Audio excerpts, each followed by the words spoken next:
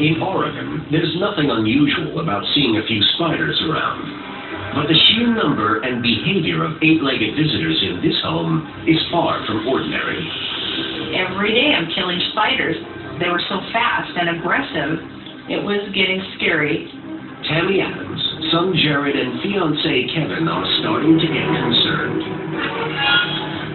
And as more and more spiders cross their path, they are right to be worried.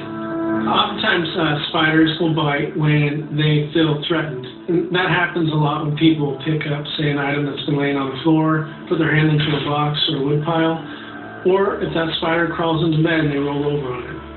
It's not a risk that Kevin is prepared to take. These things were just popping up everywhere. I thought, yeah, I'm going to take the bull by the horns here. We're going to take care of this. Kevin sets off a bug bomb to spray pesticides throughout the house. While it takes effect, the family go to the movies. We're hoping when we get home that all those damn spiders are going to be dead.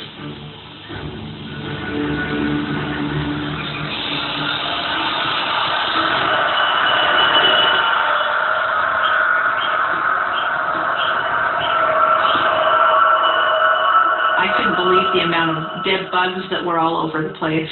I assumed that we had gotten everything and that all of the spiders were dead as well.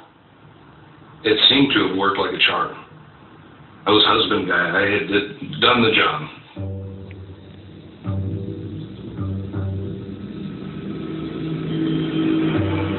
It was 3 or 4 days and we started noticing some spiders again. Didn't really notice any other bugs. And I was glad about that, but the spiders were back, and I thought that's kind of strange.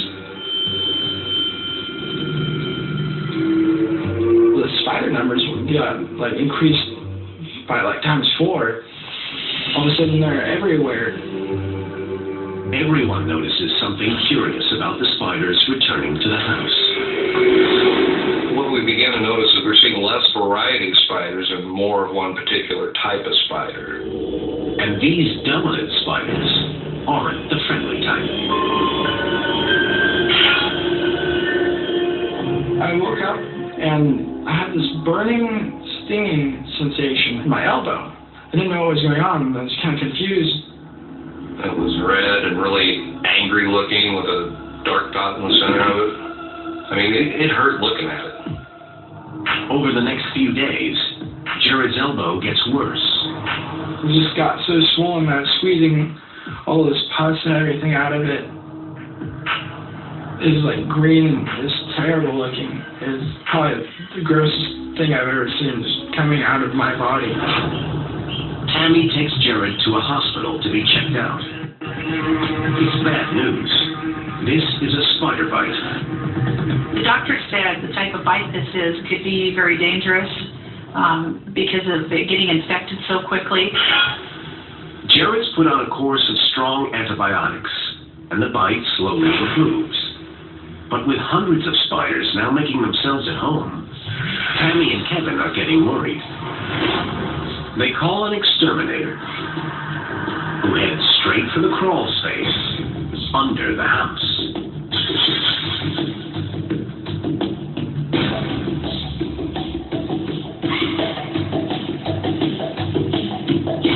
His assessment is a shock. He said that it was the largest infestation he'd seen in the 13 years he was working.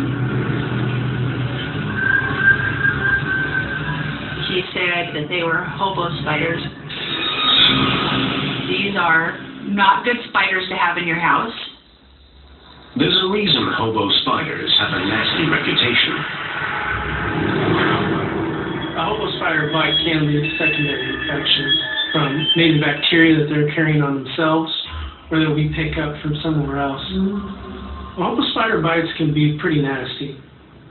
The only way to kill these spiders is to spray each one individually with pesticide, a near impossible task that even the exterminator isn't convinced will work.